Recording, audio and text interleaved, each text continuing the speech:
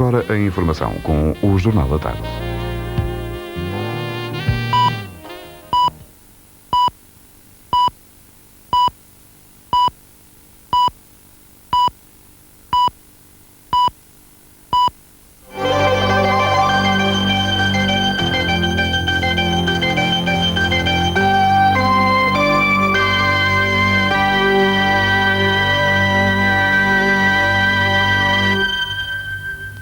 Muito boa tarde. As conversações quadripartidas de Brazzaville estão num ponto crítico. Os cubanos acusam os sul-africanos de ligar novamente a retirada das tropas ao processo de independência da Namíbia.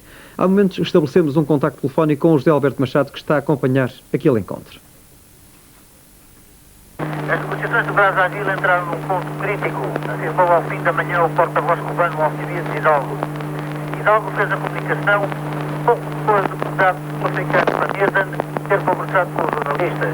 O porta-voz cubano acusou a África do Sul de estar a fazer uma ligação fixa entre a independência da Namíbia e a retirada das tropas cubanas de Angola. Segundo Alcibiades Hidalgo, essa posição é imoral e vai contra o protocolo acordado em Nova Iorque. A delegação cubana respondia assim a uma proposta sul-africana apresentada à mesa das negociações. No entanto, Pretória introduziu ainda um novo dado no processo da retirada dos cubanos. A deslocação para cima do paralelo de Benguela passa a ter dois sentidos. Um para norte e, ao mesmo tempo, para o ocidente. Esta proposta deixa livre de tropas estrangeiras toda a zona a sul da linha de Benguela e as províncias da Lunda, conduzindo o conflito angolano a uma dimensão nacional, isto é, entre Antalá e a UNITA.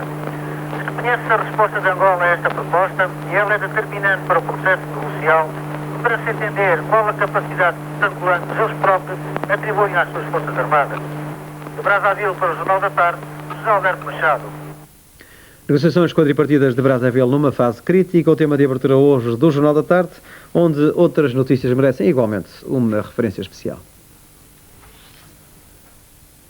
A União Soviética poderá aderir em breve ao Fundo Monetário Internacional. Observadores presentes em Berlim consideram estar reunidas as condições para esse decisivo passo. Reunido no Porto o Secretariado Nacional dos TST, relações com o GT, criação de novos sindicatos e eleições nos bancários do Norte na agenda dos trabalhos. Começaram as vindimas no Douro, um ano com muito mau tempo não acarretou, no entanto, prejuízos na qualidade ou na exportação. O que há é menos vinho. Rosa Mota poderá vir a inscrever-se pela Associação de Atletismo de Macau. A campeã olímpica da maratona pretende correr naquele território, mas talvez não só, já que para isso não era indispensável essa atitude. O Jornal da Tarde esteve em contacto com Seul. As empresas da CE não podem invocar o Tratado de Roma para se instalarem em qualquer país da comunidade a fim de fugirem ao fisco, afirmou o Tribunal Europeu de Justiça no Luxemburgo. Esta decisão foi anunciada na sequência de um processo considerado exemplar que opôs o grupo Daily Mail ao governo britânico. O grupo, sediado em Londres, tencionava transferir-se para a Holanda para beneficiar de um melhor ambiente fiscal, o que foi contestado por um parecer do Tesouro Britânico. Entretanto, a União Soviética manifestou a sua intenção de aderir ao Fundo Monetário Internacional. A notícia, divulgada pela agência Novosti, com base em declarações do diretor adjunto do Instituto para a Europa, explica que há agora condições favoráveis para uma revisão da posição soviética face ao FMI. Em foco está de novo a abertura e a reforma do sistema económico, ou seja, as duas mais badaladas palavras da língua russa atualmente, perestroika e glasnost. Foi um ano antes de acabar a Segunda Guerra que se reuniu a conferência fundadora do FMI nos Estados Unidos. A União Soviética participou ativamente, subscrevendo inclusive o documento final. O processo, no entanto, ficou por aí, uma vez que o Soviete Supremo o não ratificou. Um dos principais problemas que terão levado a este afastamento foi a exigência do FMI para que os seus membros fornecessem informações completas sobre a balança de pagamentos, endividamento em divisas e outros indicadores financeiros que Moscou não estava disposta a divulgar. A perestroika e a glasnost, ou seja, a abertura do regime e as reformas económicas, mudaram, no entanto, tempos e vontades na URSS. O pedido de adesão ainda não foi formulado. E quando Moscou o fizer, o FMI terá de dispor de dados certos quanto à contribuição soviética para a organização. É a partir dessa cota que depende do poder de voto dos Estados-membros. Talvez a confirmar a notícia da agência estatal da URSS esteja a própria participação de observadores soviéticos na Conferência FMI Banco Mundial em Berlim. Berlim, que esta noite foi uma vez mais palco de manifestações contra a realização dessa Assembleia Geral. Um morto e 270 feridos, o balanço dos confrontos com a polícia. No Afeganistão, 35 pessoas foram mortas e mais de 150 feridas quando um rocket caiu sobre a praça central de Cabul durante um ataque rebelde contra a capital. O bombardeamento durou 1 hora, sendo disparados 21 mísseis, anunciou a agência TASS. Entretanto, nas Nações Unidas, o primeiro-ministro soviético Eduard Shevardnadze disse hoje que a retirada das tropas soviéticas do Afeganistão foi suspensa devido à persistente violação do Acordo de Genebra. Shevardnadze pediu aos 5 membros do Conselho de Segurança para agendarem a discussão sobre este problema. Por seu turno, Mikhail Gorbachev disse aos Estados Unidos e ao Paquistão para voltarem à realidade e pararem de lutar contra o governo comunista afegão.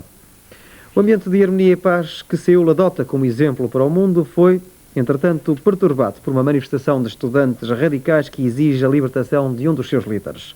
A manifestação acabou com um incêndio numa das lojas da capital sul-coreana, sem que houvesse notícias de feridos ou de quaisquer incidentes graves para o prosseguimento dos Jogos Olímpicos.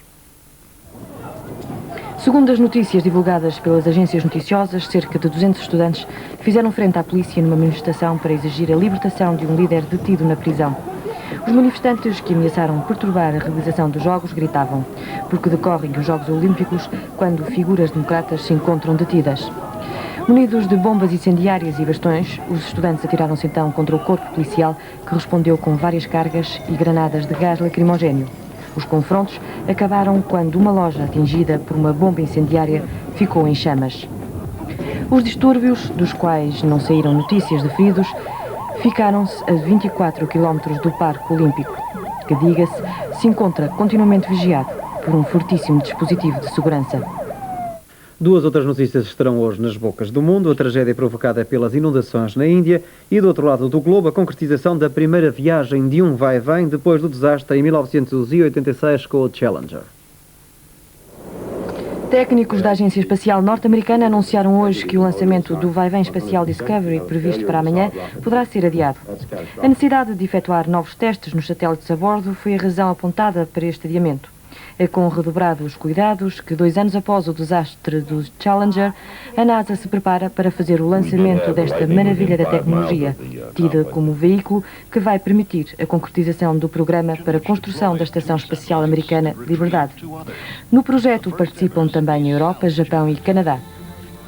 Na Índia, o balanço de mortos das cheias provocadas pela monção varia, conforme as fontes noticiosas, entre os 185 e os 350.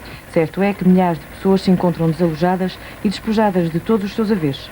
Só no estado de Caxemira as águas levaram 8.000 habitações. Campos agrícolas devastados, milhares de cabeças de gado perdidas completam o trágico panorama. O caudal do rio Yamuna chega à capital, Nova Delhi, 4 vezes mais volumoso. As principais vias estão interrompidas e as forças do exército, que socorrem milhares de pessoas atingidas, não têm mãos a medir. A monção chegou ao fim e, em 1988, deixa assim o espectro das mais graves inundações dos últimos 10 anos.